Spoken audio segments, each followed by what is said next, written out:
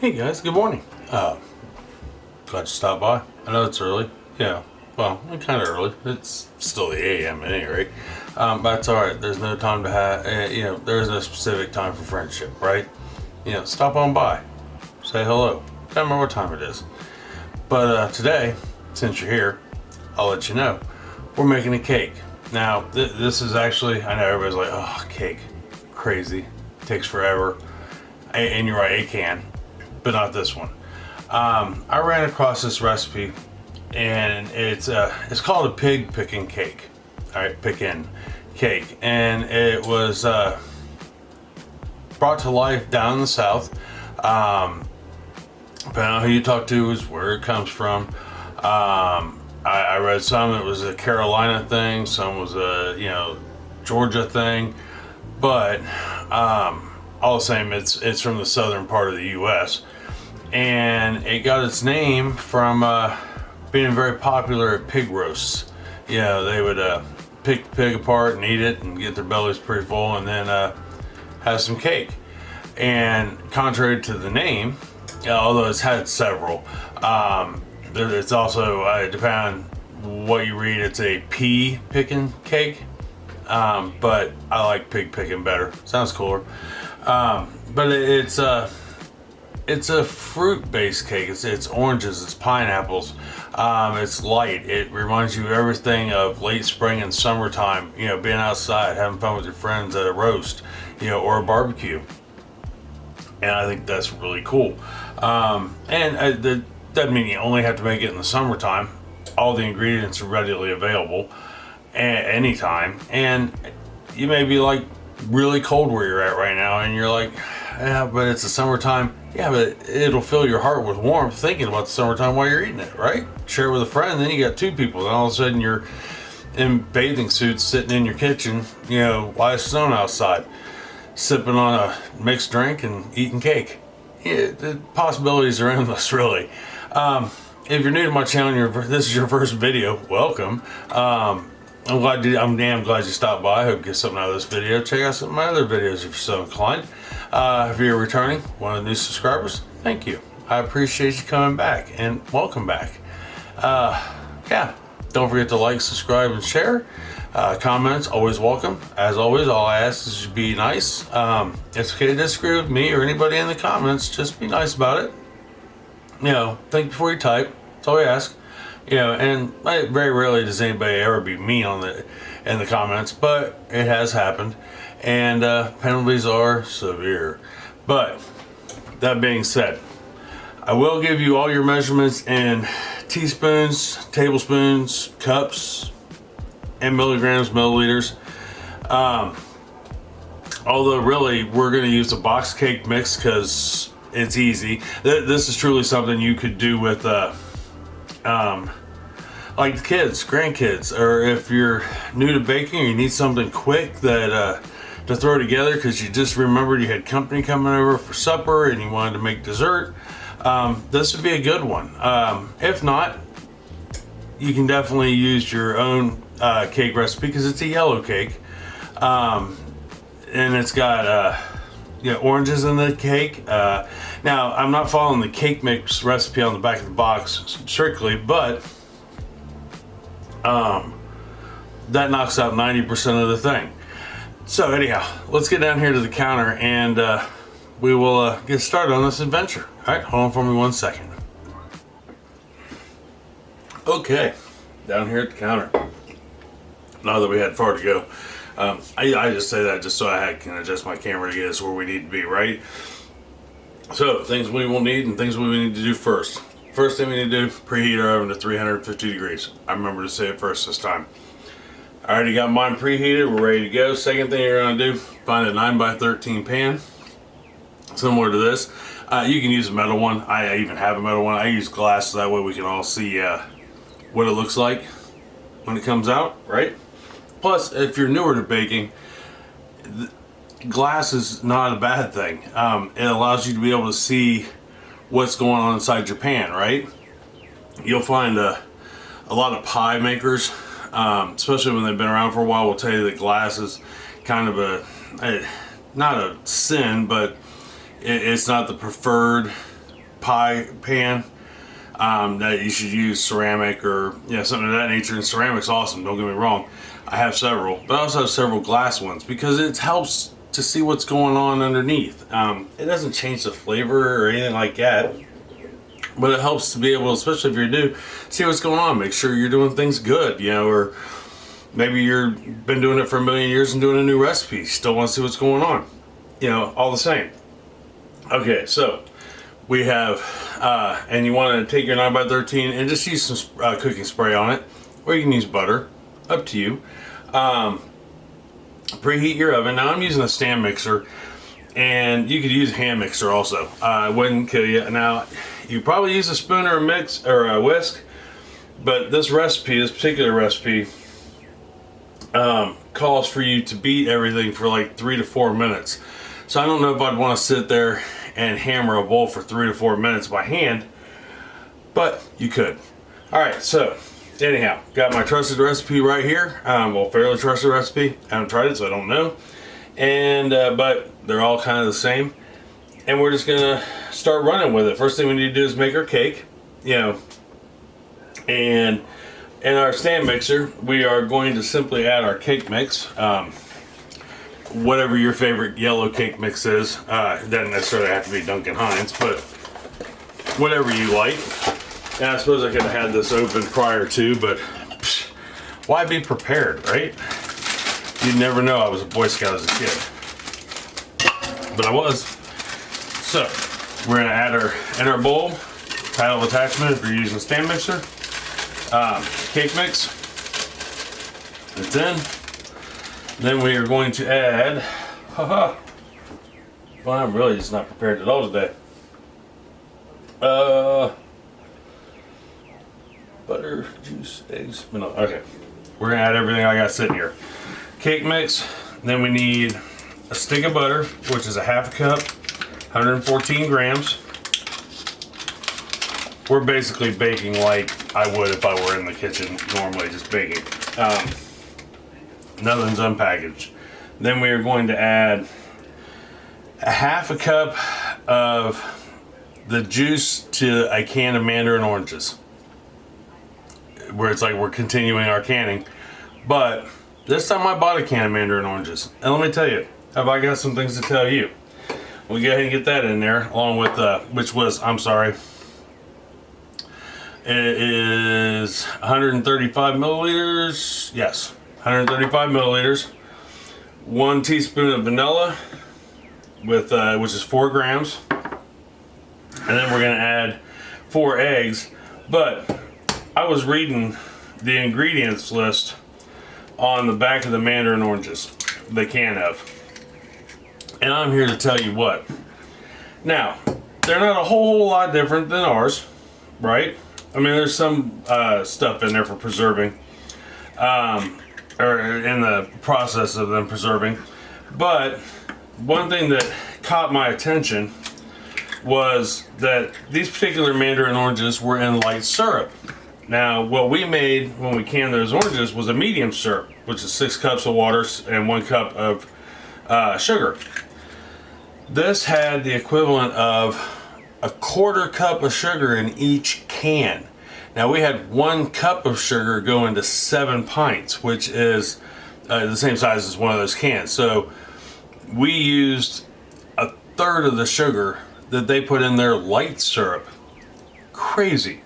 All right, so we got our 4 eggs in there, which is 200 grams. They're large eggs, room temperature. Our butter, our stick of butter in there, which is 114 grams, half a cup.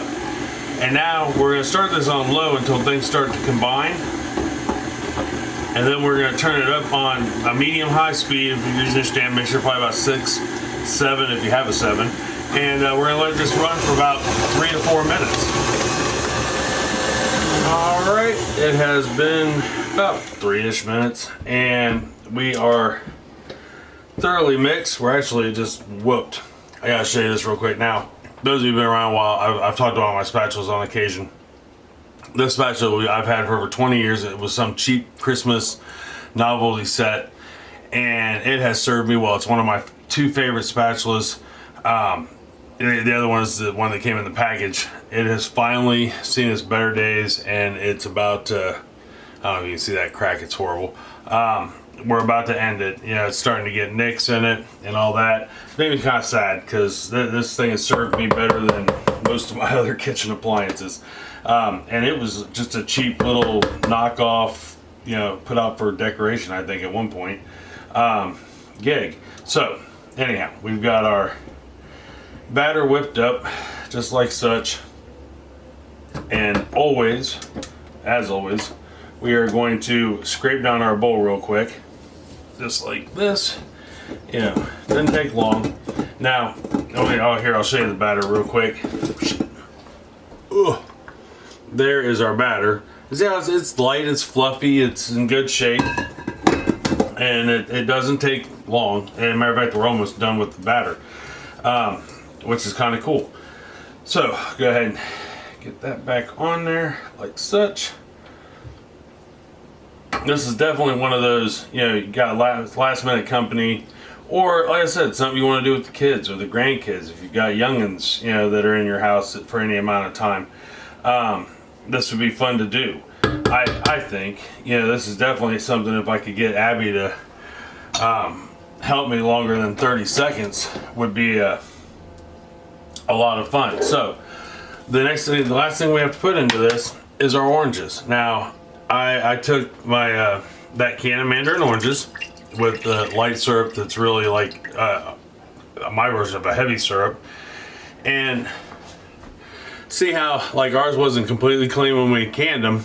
These are, and that's because, like I said, they dip them in a lye. They put them in a lye bath, and basically that eats off the rind. But lye is not healthy by any means. And all it would take is one day at the shop to not rinse them all the way through or whatever. Bad. Never mind the sugar. So we're going to put that entire can, 14-ounce can of oranges in there, and we drain the juice off of them, so there's not really any juice. Now, I'm going to use, you stir them in. My KitchenAid has a stir option. It's low. So I'm going to go ahead and get those stirred in. Just let this run for not even a minute, maybe like 30 seconds, if even that long. You just don't want to completely pulverize the oranges because they are soft. Just like our oranges are that we canned last week. The same, like they're done. I've got some big chunks in there, some small chunks in there, and life is good. That's all we needed. So now, let me get this cleaned off. We can get it in the pan and talk about how long to cook it for. Okay, so our batter is complete. We've got our oranges in there. I gave it just a good whisk around to make sure we were good. So now, all we have to do is put it in our 9x13. Okay, we got everything out of the bowl we possibly could. So what we'll do now is go ahead and get this spread out. We want it, you want it to be as even as possible. We want it to be, even across. That way it doesn't bake funny. Because what can happen is, let's say, you leave a big mound down here, up here, and not enough down here. This will not rise as high as this side, but this side will be done before this side. And then part of your cake turns out dry, and that's never any fun, right? So we get it on there even. We can stop there, but I'm not going to because I have an offset spatula. If you don't own one of these, grab one. They're only a few bucks, and they are a lifesaver when it comes to baking in so many aspects, especially with icing or anything that involves a mixer, or they're just good. So we're going to go ahead and even this out. So last night, for dinner, we had a friend over. It's somebody a gentleman named Joe, who my wife actually grew up with, went to school with. Great guy. And he has been on a journey like no other. He has been steadily losing weight now for quite some time. And he has, it's changed his life. But he posted this video yesterday that I saw before he came over where he had bought a jacket, a really nice jacket, a long coat that he could not fit in. He could kind of fit in it, but there was no way he was buttoning it up. And yesterday morning he got up and he put it on to go about his day, and as he was walking into his work, he walks by a bunch of windows where you can see his reflection, and he thought, I'm gonna try and button this coat. And guess what happened? He was finally able to button that coat. He was so happy, and we were so proud of him. I think that is just the most amazing thing ever. I love to hear about people accomplishing goals. Now of course he's not done with his goal yet, but that's a huge stepping stone, and I think that needs to be celebrated. You couldn't ask for it to happen to a better guy, so to speak.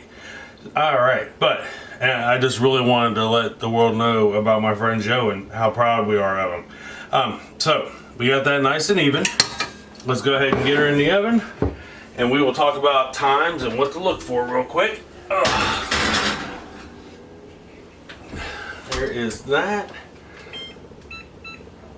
and that. I don't forget. Okay, so let's talk about what we got going on. All right, we're in the oven. We're at 350 degrees, right? And why do I look as crooked as the day is long? Hold on for me 1 second. Let me straighten you up. I think my house is crooked. I mean, maybe not, but it could be. Or it could be, I don't know what it is, but anyhow. So we got her in the oven, 350 degrees. And you've heard me talk more than it actually took to make the filling of the cake batter itself. But we're gonna let this go for about 25 to 30 minutes.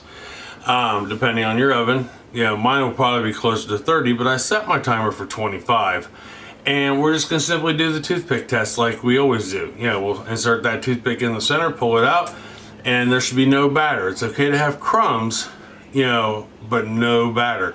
So when I come back, we will do our toothpick test and together, and we'll talk about what to do after that. All right, see you here in a second. Okay, so timer just went off, and we'll go ahead and get this out of the oven, and we'll give it a check. Now, I'll tell you how I check most of my cakes if they're not when the timer initially goes off, because it went off for 25 minutes. Well, here, let's check this first. Go ahead and get our toothpick down in there, take it all the way down, pull it all the way out, and that's beautiful. Okay, so, and I don't know why I actually do this, because you can't really see it, but or maybe you can, I don't know. But there are crumbs on that toothpick, but no batter. That's what we're looking for. But to tell you how I check it when I start, as I said, we've never made this cake before, so all I know is toothpick test, but things I've learned. I set it for 25 minutes, 25 to 30 minutes. It went off at 25 minutes. I opened up the door, and as I grabbed the rack, I watched the cake. Obviously, it's hot, but I can see it's still fairly jiggly at 25 minutes, like it's not quite done. And so I'm like, okay, let's give it 5 more minutes. So we went to 30.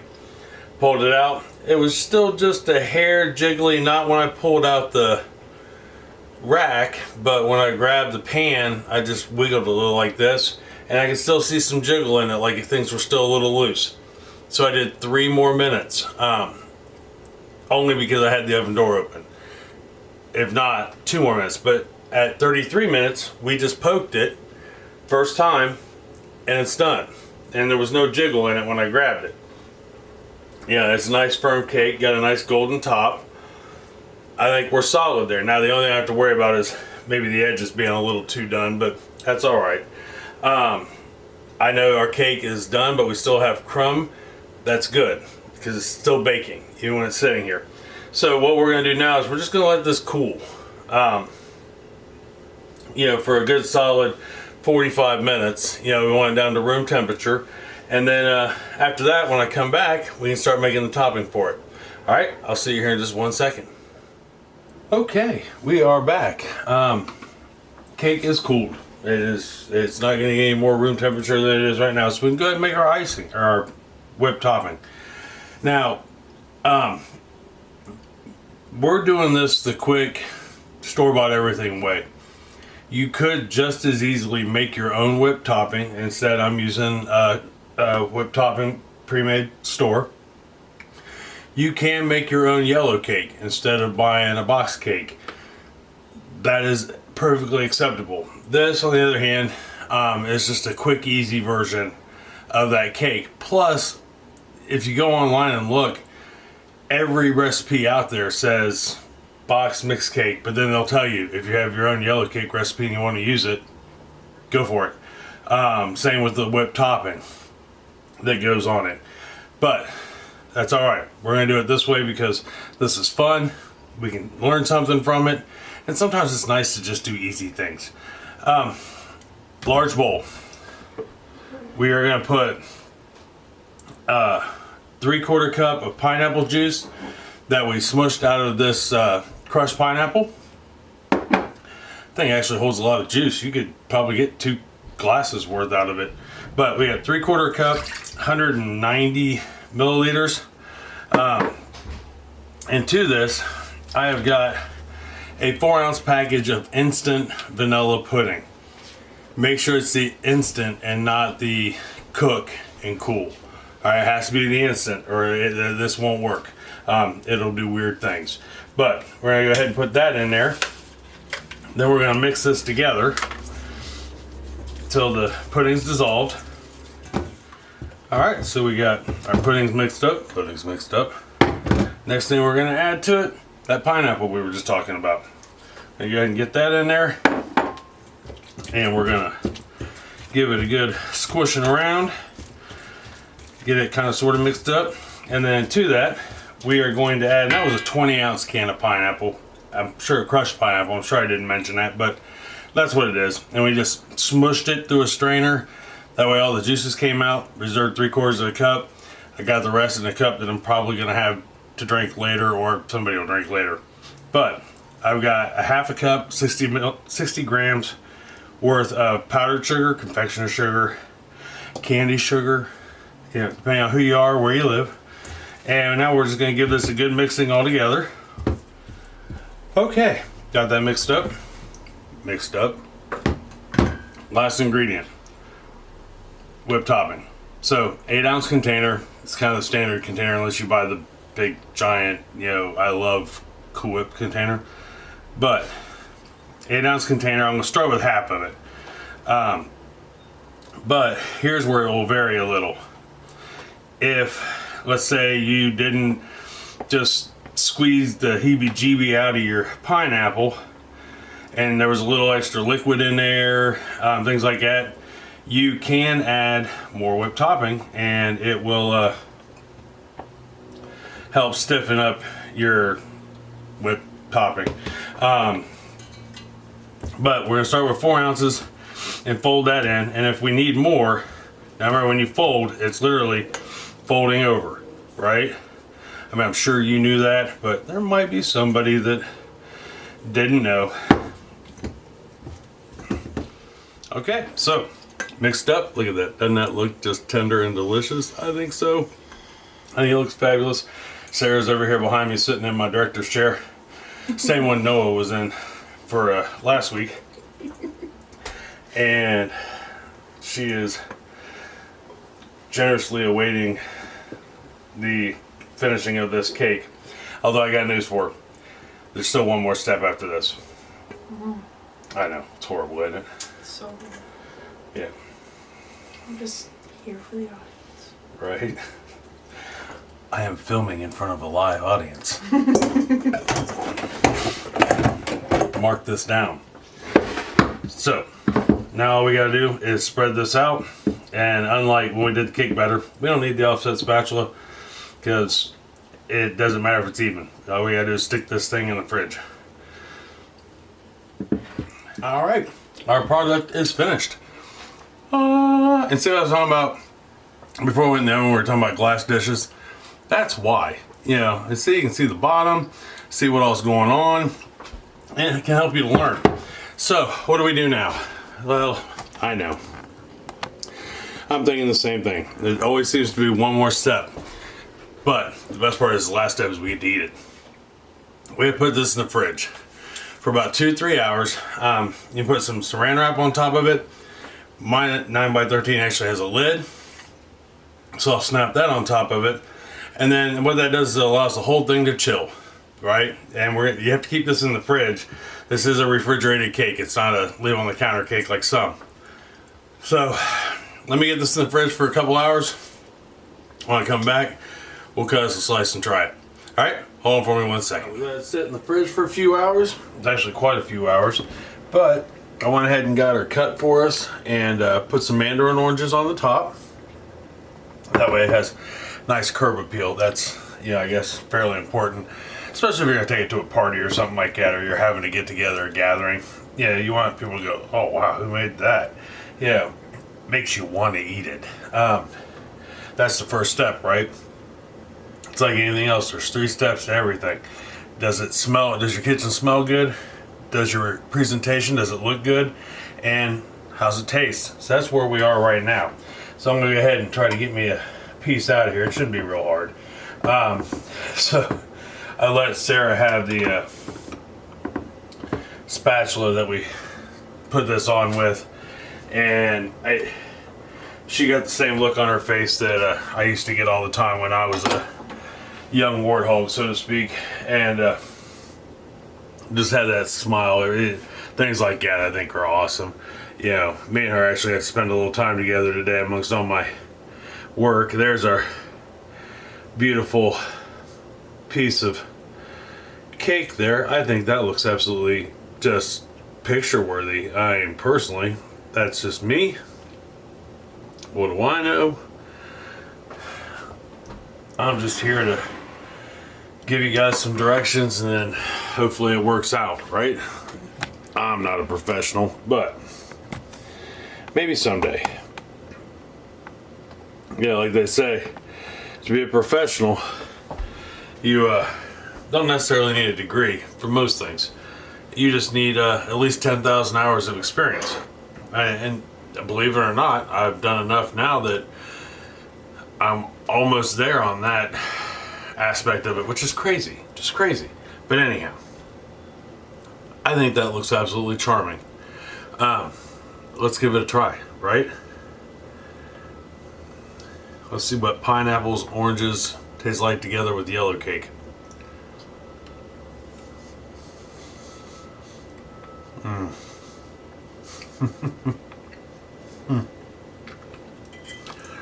That screams summertime. Oh, that is beautiful. I've had so few baked goods in my life that have involved orange or orange flavoring. That it really does just taste like sunshine in summertime. It's got a good balance of flavors. You can taste everything: the pineapple, the oranges, the yellow cake, the whipped topping, the vanilla pudding. That is outstanding.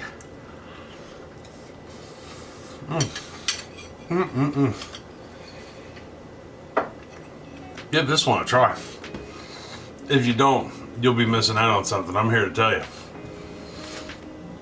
That is really good. Although I'm sure some of you have had that before. Chris has had it. I'd never even heard of it. I don't even know when Chris had it. But that's alright.